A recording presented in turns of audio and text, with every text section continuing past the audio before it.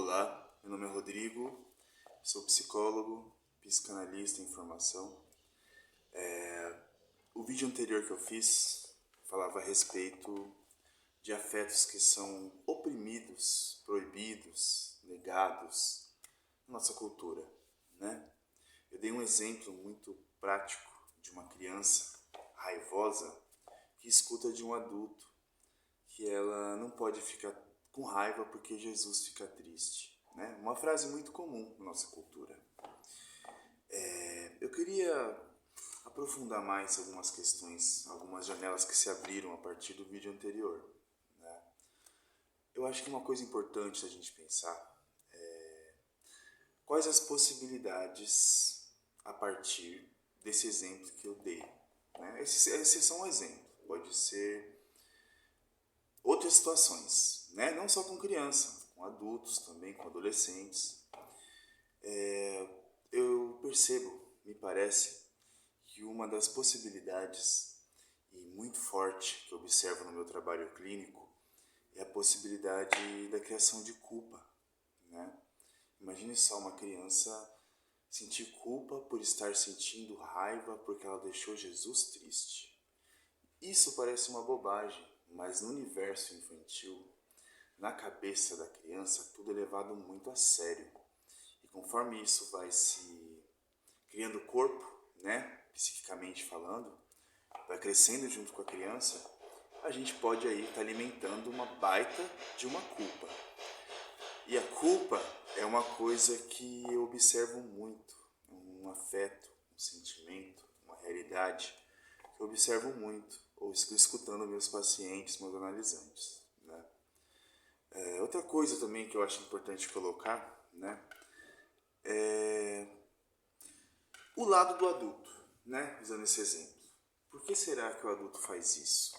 Né? Ele vai e chega na criança e fala, ó, não fica triste, não fica com raiva, porque Jesus fica triste, você vai entristecer Jesus. Muitas vezes a gente faz isso, nós adultos, porque a gente não suporta o afeto que parte da criança, né? Não só da criança, de um adolescente, de um adulto. Quando os afetos eles nos desconcertam, a gente tende a se defender também, né? Muitas vezes o adulto se vê desconcertado frente a um afeto raivoso de uma criança ou a tristeza de uma criança. Então a melhor forma de se defender é exatamente a partir dessa ideia, né? De oprimir, de negar, de tentar substituir, né?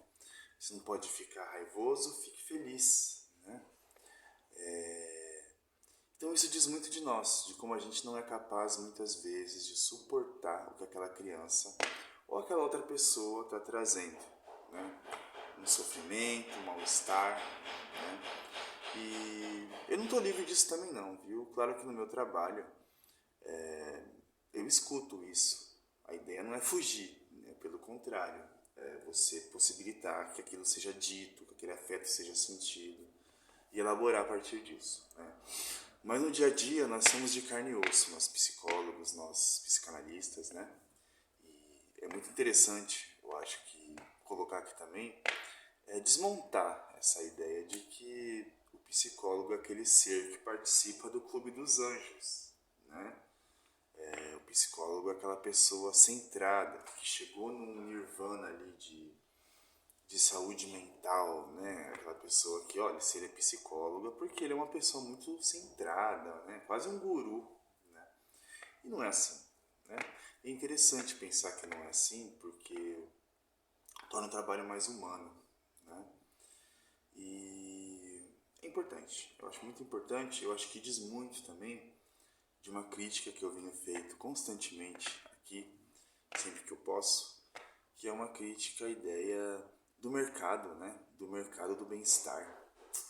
É um mercado que eu chamo, né, de psiquiatria, psicologia estética, né? Psicologia mais como se bem-estar, como se saúde mental nada mais fosse do que um monte de rituais, um monte de hábitos que você vai tentando alcançar e em algum momento você alcança e eu cheguei aqui, terapia em dia.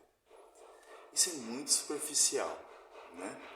Mas esse é um tema que eu vou abordar um pouquinho mais em outros vídeos e diz muito de algo que eu tenho conversado com um amigo, que a gente tem pensado em trazer isso aqui para as redes, que diz muito da responsabilidade do profissional psi nas redes, né? O que nós estamos dizendo aqui, né?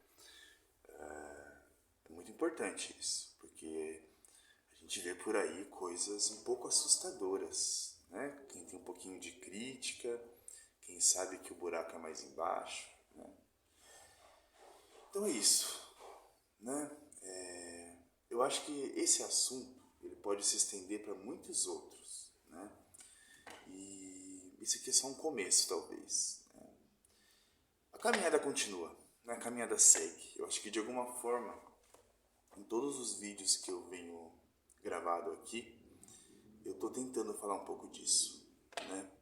De uma complexidade maior quando a gente fala de psicologia, psiquiatria, psicanálise, né? Mais crítica, né? Sair dessa ideia,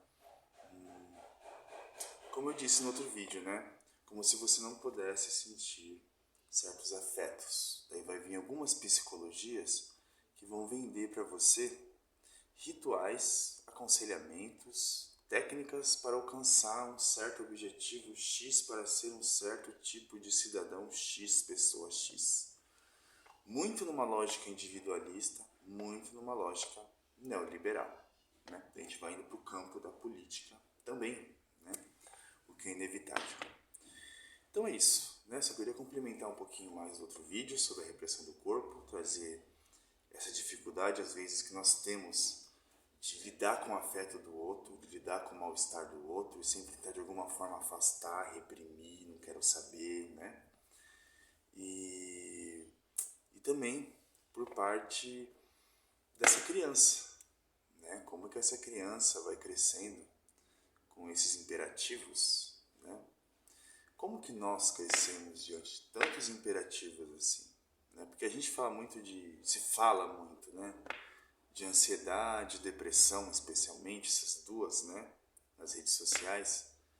E não se fala muito, talvez, de algo que fuja do campo dos diagnósticos, né? Do campo da psiquiatria, né? A gente não tem como pensar em saúde psíquica sem pensar cultura, sem pensar sociedade, sem pensar política, né? Então é isso, né? Isso. Espero que esteja fazendo algum sentido tudo isso que eu tenho dito e mais uma vez fiquem à vontade aí para mandar mensagem, para fazer sua crítica, para dar sua contribuição, que o diálogo é aberto. Então até mais, daqui a pouco tem atendimento e a gente se vê muito em breve.